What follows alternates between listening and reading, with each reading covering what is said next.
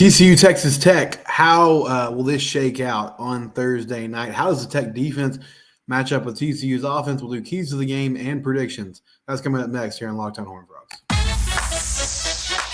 You are Locked On Horned Frogs, your daily podcast on the TCU Horned Frogs, part of the Locked On Podcast Network, your team every day.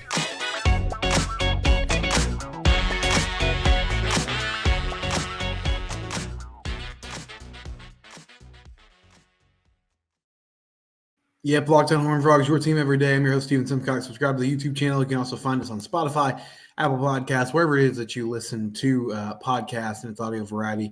Subscribe there as well. Sorry if I'm a little scatterbrained tonight. I'm a huge Rangers fan, and so they won the World Series this evening. That was really cool. And so I'm recording this shortly after that. How many other Rangers fans do we have out there? Please comment here on YouTube. You can tweet at me at SimcoxSteven at Locked On TCU. This is a TCU podcast. Don't worry, we're going to talk plenty about the game that's happening tonight. I just want to say that to start the proceedings this evening, really cool to watch the Rangers finally get it done after that heartbreak back in 2011. But the TCU Horned Frogs, they're playing a football game tonight against the Texas Tech Red Raiders. And from a news perspective, if you hadn't heard, Baron Morton is going to start for Texas Tech. So technically both teams are going to have their backup quarterbacks starting this football game, but both these guys in Baron Morton and Josh Hoover have a little bit of experience. Hoover coming in with his third start. Morton played some last year as a true freshman, has played a few games this season, replaced Tyler Shook. He also got injured earlier this year with a shoulder injury, Morton that is, and missed some time. Jake Strong, the true freshman, had to take over for him, but now it appears Baron Morton is going to be cleared to play. So TCU's going to have to find a way to slow him down. Along with that bell cow running back, they have Taj Brooks, who has had an outstanding season, 891 yards on the year. We haven't talked a lot about the Tech defense so far this week and how they stack up against TCU. And they're sort of a middle-of-the-pack team at the moment. From a defensive scoring perspective, they've given up 25 points per game, which puts them at 62nd in the nation. In total defense, they rank 59th.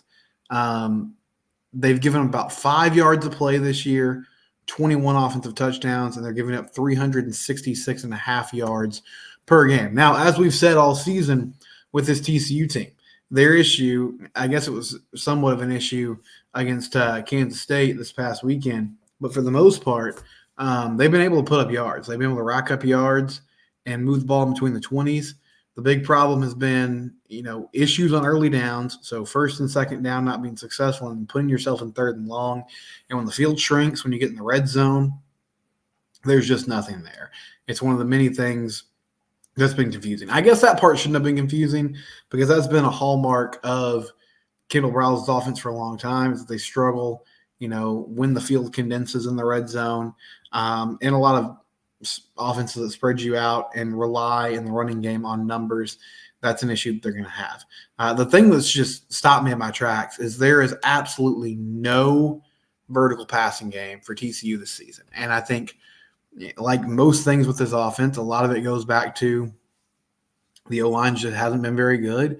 And so there's probably, long developing pass plays, route combinations they just don't think they can run because they can't block it up and give either Chandler Morris or now Josh Hoover time to step up in the pocket and make those throws. But I think it's also just a philosophy thing. And I don't really understand what they're doing. Like, it's hard in college football to dink and dunk and methodically move your way down the field, especially when you have a young team, a team that appears to be undisciplined on that side of the ball specifically, and one penalty or one negative play can really set you back. But back to the Tech defense. So they're kind of middle of the pack defensively. They do have 16 sacks this year. They forced 5 interceptions, 8 fumbles. So, they've been able to force some chaos, which really, like, Joey McGuire wants to do that. I remember when he was at Baylor, he was instituted as, he had obviously a big part in their recruiting, and he was a position coach. He was a tight end coach the first year, then they moved him over to the defensive side. But his job when he flipped over to the defense was he was supposed to be the turnover coach. Like, he was supposed to be the guy that got that defense thinking about, we need to take advantage of opportunities and not only make stops, but go get the football. And I remember hearing that and thinking, like, okay, that sounds like a really hokey thing, and it's a nice little slogan, but you can't really coach turnovers. Like, you can't coach somebody into having ball skills, being able to make plays on the ball, being able to, have the instincts to get in there and create those types of splash plays. But they did a really nice job. I can't remember what year that was. I guess 2021, when Baylor went to the Big 12 championship game. They did a really nice job of doing that, and their mantra was take 3. And they were trying to force 3 turnovers per game. And they've taken that. The coaching staff has taken that over to Texas Tech now, and that's still what they're preaching. Take 3, try to cause 3 turnovers. And they've had success with that at times. From a sack perspective, they're getting some, big-time plays from their linebackers. Tim DeRuyter likes to bring pressure. Miles Cole leads the team with 3.5 sacks. Tony Bradford Jr. is their leading sack guy from the D-line.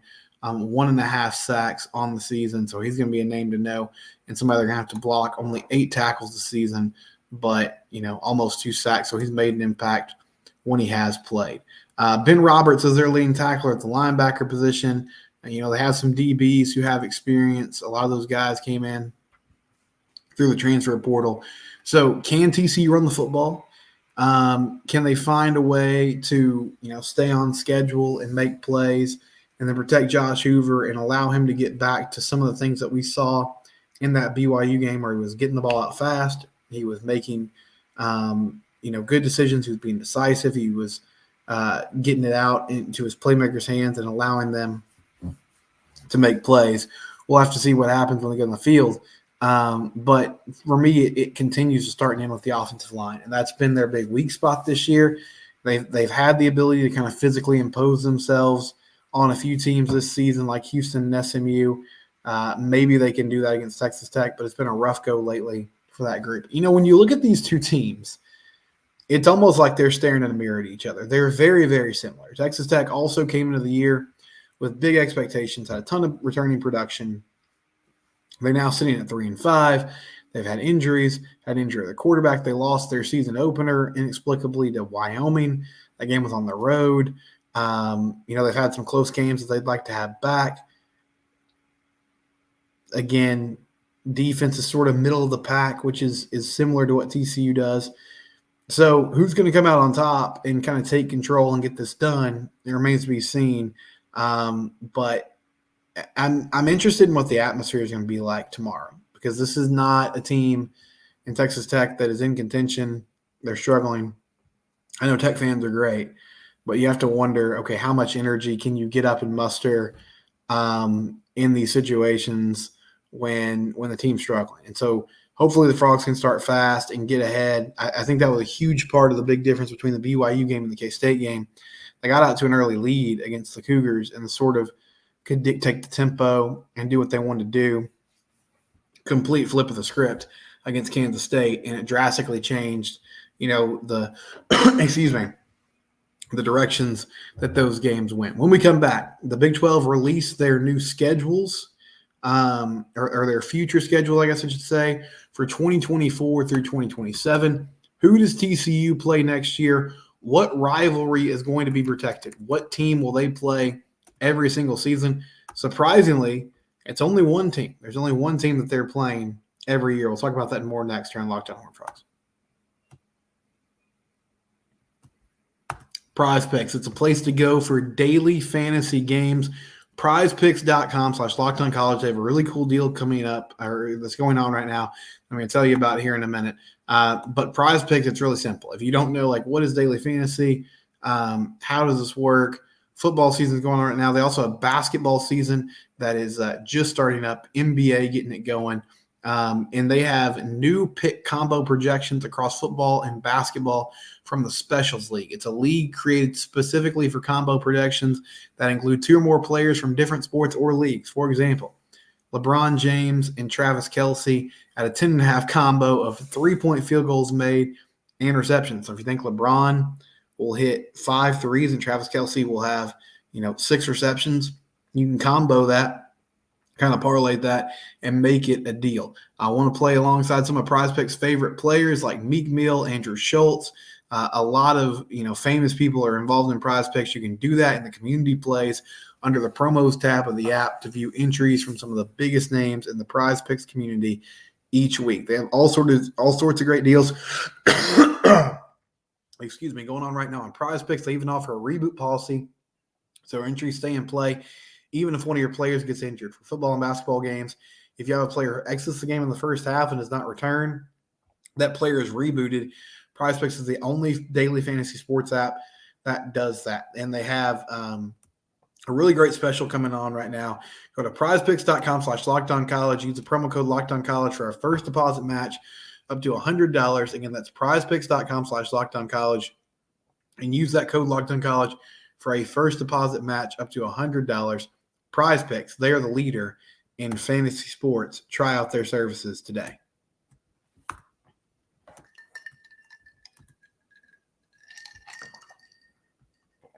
So the Big 12, it's changing rapidly.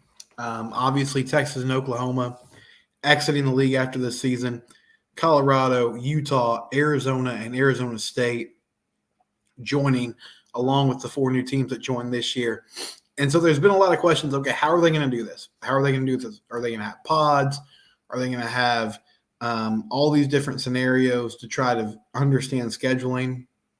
They're not going to do any of that, it appears, but they did release the future schedules for 2024 through 2027. And the one protected rivalry for the TCU Horned Frogs is going to be the rivalry, that game against the Baylor Bears. And I'm glad that rivalry is getting protected. Now, here's my take on the Baylor-TCU rivalry. I think it's a good one. It's obviously historic. And I feel like these two schools, it makes the most sense for them to be natural rivals. Now, I will say, this is a game that had a lot more juice back in the 2013 to 2017 range. And, of course, a big part of that was that both teams were good. Both teams were playing for, big games. There were basically Big 12 championships on the line when they would match up. But the other big part of it, and I was talking with Paul Catalina, my friend who works for 365 Sports, about this today, actually. The other part of that rivalry was that Gary Patterson and Art Briles hated each other. They did not like each other, and they kind of tried to play it off for a while, but eventually, everybody kind of got the picture. Okay, you guys, you're not friends. And so it added a lot of vitriol and juice to this game. And since then, both teams have been, and both programs have been kind of up and down. And so it feels like neither of them have matched up at a time where they're really good again. But if both can consistently get to a place where they're churning out, 8, 9, 10 win seasons again, then I think that's a game that's going to be fantastic from here on out. That's it, though. They're not going to play Texas Tech every year. They're not going to play Oklahoma State every year. There's teams like Houston and Tech and BYU that they get frequently over the next few seasons, but the only game that they're guaranteed to play every year is against Baylor. So here are your Big 12 opponents for the 2024 season: Arizona, Tech, Houston, Oklahoma State, and UCF, Utah, Baylor, Kansas, and Cincinnati. Now, Utah's going to be hard. I mean, that's going to be a tough game. Utah's really good. They are physical. They play great defense. This Utes team is pretty banged up, but they won the Pac-12 2 previous years. They're going to be a good football team. Kansas, we'll see what their turnover is like next season. They're really good right now. I know they're losing a lot of players from that team. Cincinnati, Houston, and UCF. So you're getting all the newcomers from this past year. And then Texas Tech, Arizona, Oklahoma State, and Baylor. Arizona, the new school there, but Tech, Pokes, and the Bears are teams that you're obviously really familiar with. On paper, that looks like a pretty manageable schedule. Now, I mean, we never know how these things are going to go, but that looks like there's a lot of winnable games there if TCU can continue to improve, has a good offseason, and they look better going into next year. Now, 2025, Colorado, Baylor, Iowa State, Cincinnati, Arizona State, BYU, Houston, Kansas State, and West Virginia. So match up with Kansas State again, you get West Virginia again, Iowa State in the 2025 season, rematch with Colorado. But there's so much kind of topsy-turviness going on. You get Houston for a second consecutive year, Baylor as well, Cincinnati in that mix also. But you don't play Tech in 2025. I know a lot of people are upset about that. In the Tech TCU game's fun. I love the battle for the saddle. I'm not sure why they didn't protect more of the regional games. There are only 4 rivalries that are preserved: TCU, Baylor, Kansas, Kansas State, Arizona, Arizona State, and BYU, Utah. And all of those are good games and have history together. Now, I'm not sure why they didn't try to protect Kansas State and Iowa State. That seems like a good one. And then I think TCU and Texas Tech is another game you could have protected and it would have been fine. In 2026, they play BYU, Utah, Kansas, Kansas State, West Virginia, Arizona, Tech, Baylor, and UCF. So that 2026 schedule, I mean, I'm not going to waste – it looks tough. But that honestly, as soon as I said it, I was like, that's silly. That's so many years in advance now. We don't know what any of those teams are going to look like. But Utah, Kansas State, West Virginia, and Kansas, if the same coaching staffs are there, which I'm sure they won't be in a couple of years at all those schools, I mean, then those are going to be physical football games. And the Frogs better be ready to play against some teams that can hit you. In 2027, Arizona State, Texas Tech, Baylor, and Houston, and then Utah, Colorado, Oklahoma State, Iowa State, and Cincinnati. So you get a couple of repeat teams, but again, the only team that you're going to play year in and year out is going to be Baylor, which is kind of fascinating. I think we've seen this even with divisions. You know, sometimes you have one side of the division that's much stronger than the other. But this is going to be a whole new world because, I mean, year to year, you're going to have very different schedules. And so you might look at the schedule one season and be like, this looks pretty manageable. We should be able to win 9 or 10 games. Oh, man, our ceiling is maybe 7 games. And that's the fascinating thing about the new league to me because, I mean, in the round-robin format, now this year's a little different, but in the round-robin format, you knew, okay, we're going to play these teams every year. We have good film on them. We know what they want to do. We kind of understand what their tendencies are. Now it's going to switch season to season, and it makes, I think, these coaching staffs and these guys that are doing the scouting more and more important because they're going to have to find a way to consistently, you know, find out these new teams, understand the moving and shaking that's going on across the league. But that 2024 schedule looks like there is some hay to be made if they can buckle down and get better going into next season. But are games still to be played in 2023. Can TCU make a bowl game? Can they make it 5 in a row against Texas Tech? We'll talk about that next year on Locked On Horned Frogs. All right, everybody wants to make some money, right? That's the name of the game. It's time to talk about FanDuel. FanDuel.com/lockdown. They got a great deal going on right now. NFL is getting started. You can score early this NFL season with FanDuel, America's #1 sportsbook. Right now, customers get $150 in bonus bets for any winning $5 money line bet. So you put $5 down, you win that money line bet, and you get $150 in bonus bets. That's $150 if your team wins. If you've been thinking about joining FanDuel, it's time to get in on the action. The app is super easy to use. They make it simple for you. There's a wide range of betting options, including spreads, player props, over-unders, and plenty more. FanDuel.com/lockedon to kick off the NFL season. They also have the safe, secure, and easy-to-use app that you can download on your phone.